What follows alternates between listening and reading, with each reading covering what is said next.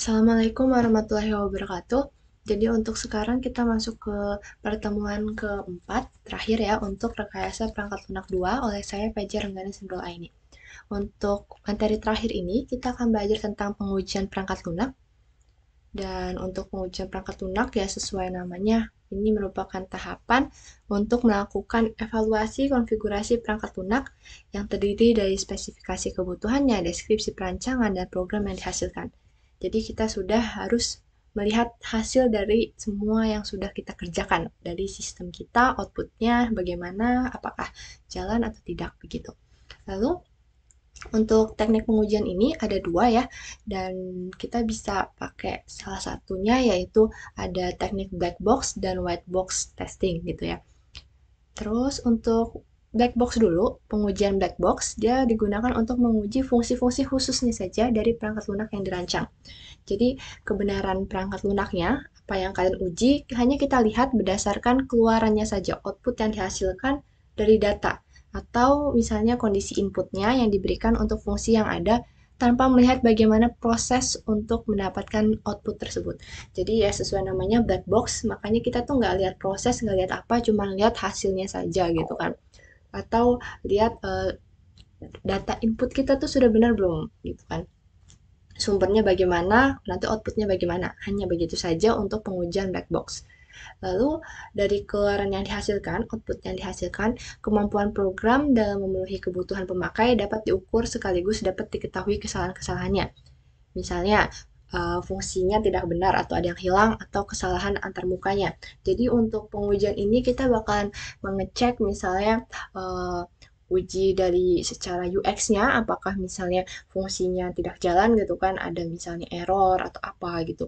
Terus untuk UI-nya juga kita lihat gitu kan, jika kita misalnya lihat hasilnya, apakah dia ada yang tampilannya tidak benar, misalnya terlalu ke kanan kah fontnya atau apa gimana gitu ya. Jadi ya sesuai namanya, kita hanya melihat hasilnya saja atau bahkan apa yang kita inputkannya saja. Proses nggak kita anggap sama sekali.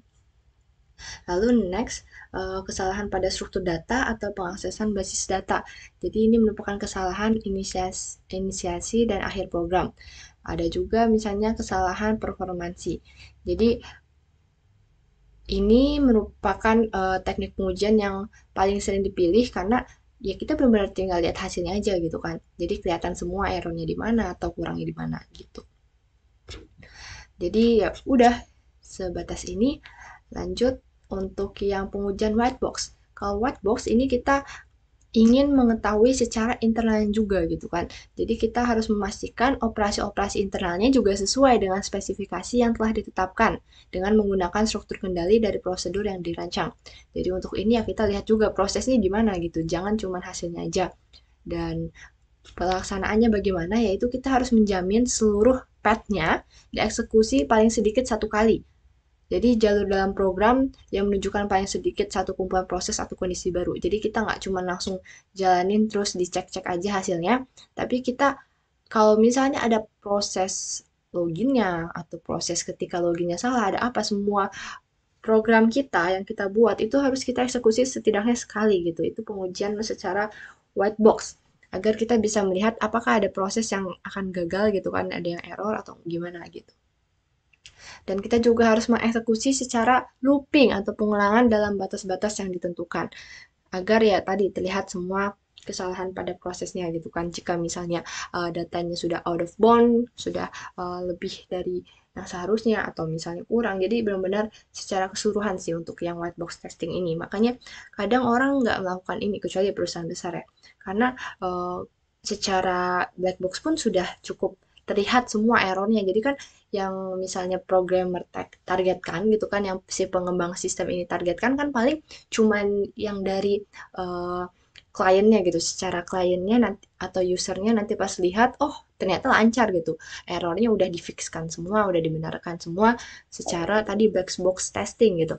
Ya udah cukup gitu, nggak usah white box testing karena kan itu berarti menyita waktu lagi, terus menyita uh, ya ongkosnya lagi nggak sih, karena kan kita melakukan berbagai macam pengujian lagi gitu kan untuk melihat prosesnya apakah ada yang kenapa-napa masalah gitu. Tapi Tapi kalau black box kan udah tinggal lihat hasilnya, kita dokumentasikan, kita fixkan nanti kan kita perbaiki gitu. Kita debugging gitu sih. Dan dia juga bahkan untuk yang white box ini dia juga menguji struktur data internalnya gitu.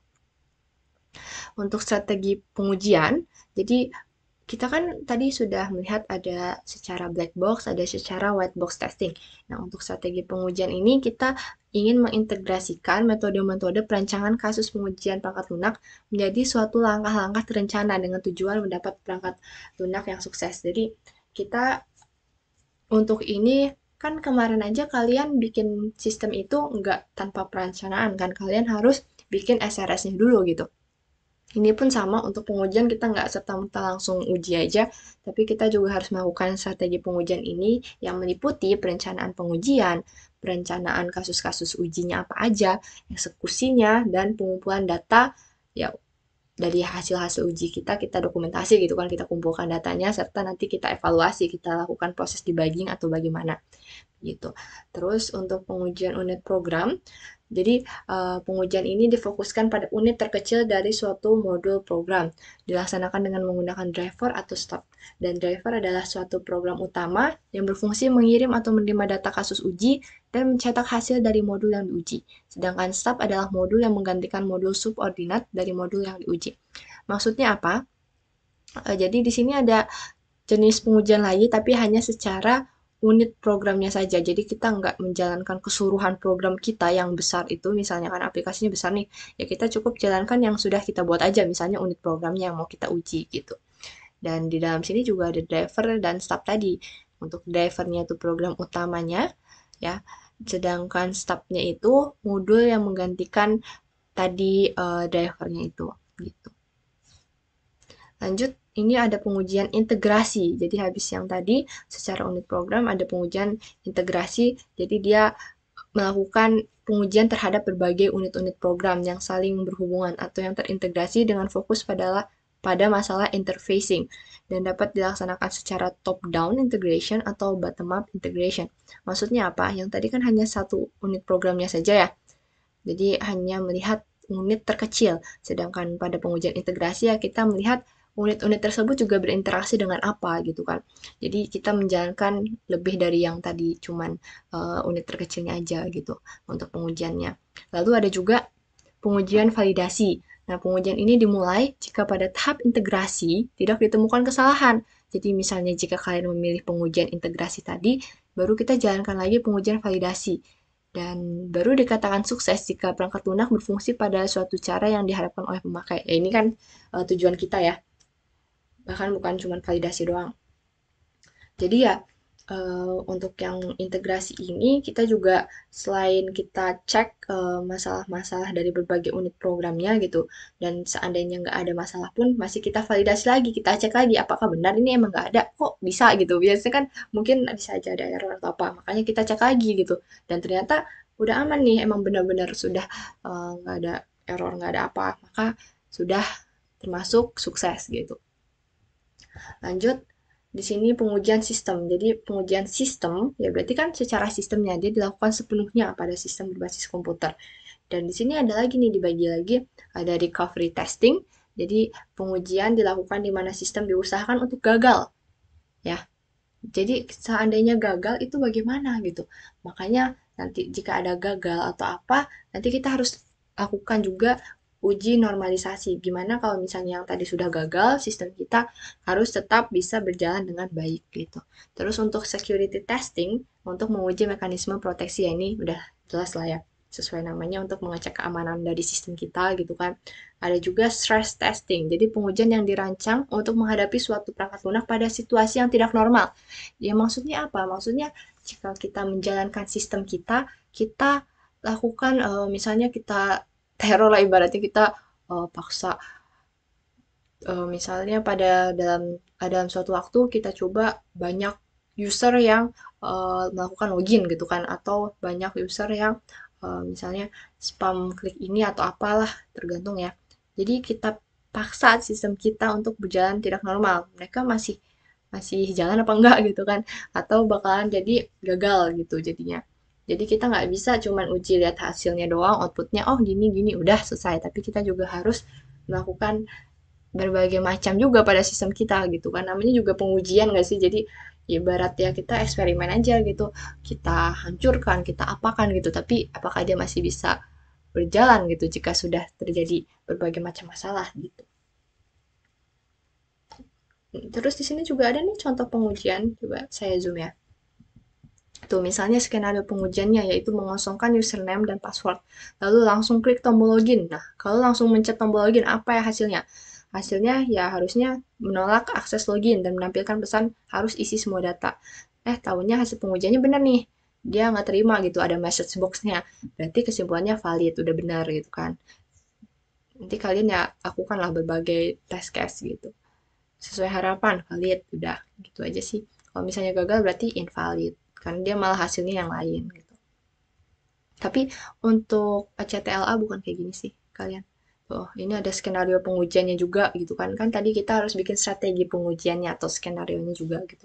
Jadi misalnya aplikasi ini telah diuji ke dalam 5 buah handphone dengan tipe dan provider yang berbeda. Dan dalam pengujian, aplikasi dijalankan di handphone dengan lokasi di ruangan terbuka. Ya ini tadi yang saya bilang. Jadi kita harus coba dalam situasi yang tidak normal dan juga harus coba uh, dalam berbagai metode gitu kan. Oh, di sini kita mau ngecek nggak di handphone ini aja nih. Kalau handphone lain jalan nggak sih? Mungkin ada error juga gitu. Jadi dicek semua. Ini misalnya lokasi pengujiannya, terus setelah aplikasi diinstal, penulis menjalankan aplikasi tersebut dan juga menghitung waktu untuk menampilkan peta. Oke, ini kan ceritanya bikin sistem maps gitu kan. Dan di sini terlihat gitu pada HP ini dengan versi Android ini dan provider M3 gitu kan. Misalnya waktunya tuh ternyata butuh 40 detik lama gitu kan. Dan layar aplikasi kurang sesuai dengan layar device. Ternyata secara interface-nya belum sempurna gitu kan. Viewport size-nya atau layout size-nya gitu. Paling gitu sih. Kalau udah sesuai, ditulis sesuai. Jadi kita bandingkan dari berbagai macam pengujian kita. Ada juga di sini pengujian user. Jadi untuk pengujian user ini dilakukan uji coba untuk mengetahui penilaian user. Jadi ini terkait dengan testing bagi user gitu kan. Ibaratnya review lah. Ini kita melakukan review gitu. Untuk mengetahui penilaian user terhadap kinerja aplikasi dengan menggunakan berbagai pernyataan yang dibuat dalam sebuah kuesioner. Jadi kita bisa misalnya buat Google Form. Nanti usernya suruh nyobain ya sistem kita gitu. Terus kuesioner ini terdiri dari 10 pernyataan yang berkaitan dengan aplikasi dengan 20 responden yang terdiri. Oh, ini contoh. Ada contoh lain lagi ya. Ini cuman contoh lagi. Terus di sini misalnya, oh tampilannya menarik nggak? Oh sangat setuju nih, ada berapa orang yang ngomong sangat setuju dan lain-lain gitu kan. Gitu. Terus nanti hasilnya akan dihitung gitu. Yang sangat setuju, terus ya ini TK-nya apa ya? Di sini nggak ada keterangan sih. Nah, ini dia ada. TK-nya adalah total keseluruhannya. Nah, ini penghitungannya nih. Kalau kalian mau melakukan kuesioner ya, bisa kalian pakai ini. Ini keterangannya, ini hitungannya ya. Nanti kelihatan hasilnya semua. Dan ini juga analisis pengujiannya. Jadi ternyata yang sangat setuju tuh segini loh, yang setuju segini gitu. Dijelaskan gitu kan. Terus ini juga contoh pengujian data yang lain. Kalau misalnya uji cobanya pakai huruf kecil, nanti gimana hasilnya? Kalau misalnya pakai karakter ini, kalau misalnya ngetes sering pada login misalnya, atau apa. Itu sih, ya. Terima kasih. Lalu, untuk ACT. Untuk ACT kita, kalian cukup jawab pertanyaannya aja ya. Jadi, mudah lah tinggal jawab pertanyaan, definisi-definisi, terus di akhir paling ya kalian tulis kalian pakai metode pengembangan apa sih, waterfall kah atau misalnya yang spiral atau apa gitu kan. Dan kalian jelaskan kenapa kalian pakai metode itu. Untuk laporan akhirnya itu kalian tinggal screenshot aja. Kan ini udah pertemuan keempat nih, udah pertemuan terakhir. Jadi outputnya aja kalian screenshot, output fiturnya misalnya halaman loginnya, halaman pas kalian mulai proses datanya atau halaman tampilan dari sistem kalian gitu kan udah ternyata kalian bikin apa nih, bikin maps, bikin apa gitu, itu kalian screenshot dan kalian jelaskan di bawahnya gitu. Penjelasan dari itu fitur apa sih gitu kan, udah gitu aja.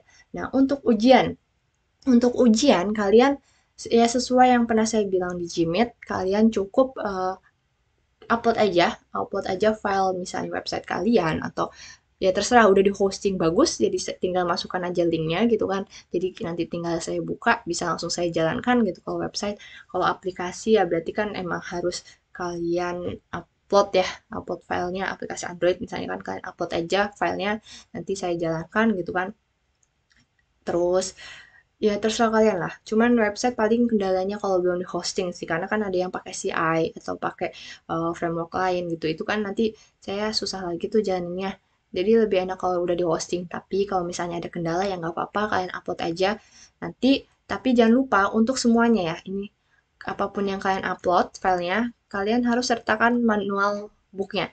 Manual booknya itu apa kak maksudnya? Jadi manual booknya ini ibarat kalian bikin LA lah, penjelasan dari aplikasi kalian gitu loh, screenshotnya sama penjelasannya gitu. Jadi atau cara saya bukanya gitu, cara saya jalanin filenya misalnya, ya itulah sesuai namanya manual booknya gitu kan. Jadi saya bisa lihat, oh kalau mau buka file kalian tuh harus kayak gini, atau oh file kalian tuh ada ini isinya. Jadi bisa aja saya cuma lihat manual booknya aja udah cukup gitu kan. Ya itu lebih bagus lagi, jadi lebih cepat nilainya dan lebih tepat sasaran nggak sih yang kalian mau saya nilai itu yang mana gitu. Jangan sampai saya nilai yang misalnya pas saya buka ternyata malah error semua gitu misalnya kan.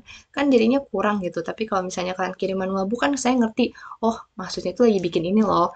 Terus ini tujuannya ini gitu. Jadi lebih jelas. Makanya jadi nanti kalian pas ujian kita nggak ada Gmeet, langsung kalian kirimkan aja filenya, terus sama kirimkan manual booknya juga gitu. Dan kalian bisa misalnya filenya nggak cukup kak pas diupload, ya udah kalian masukkan aja ke drive kalian, nanti di manual booknya kalian sertakan linknya. Di sini tempat download aplikasinya atau di sini link websitenya gitu. Jadi semua di manual book kalau bisa ya. Jelaskan di manual book apapun yang kalian butuhkan untuk nanti saya nilai gitu. Jadi nanti saya baca manual book, kalau misalnya kurang jelas manual booknya baru saya jalankan aplikasinya gitu. Ya, paling gitu ya. Sudah jelas ACT, LA pertemuan 4 juga udah, ujian juga sudah saya jelaskan, jadi semangat semuanya karena sudah pertemuan terakhir minggu depan ujian ya. Paling gitu aja buat hari ini, makasih semuanya, mohon maaf apabila ada kesalahan. Wassalamualaikum warahmatullahi wabarakatuh.